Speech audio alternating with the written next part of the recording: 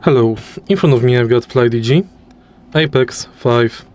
In this video I'll show you how to navigate through controller menu.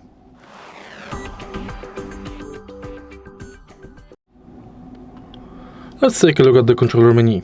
To enter it, press and hold Flydigi button. Now you can change connection type,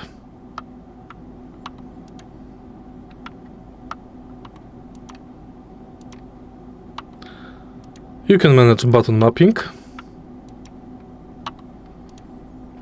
configuration switch, and you can go to settings. In settings you can adjust brightness, vibration, hibernate and language. In the end you can check version of the controller. If you found this video helpful, please leave a like, comment and subscribe.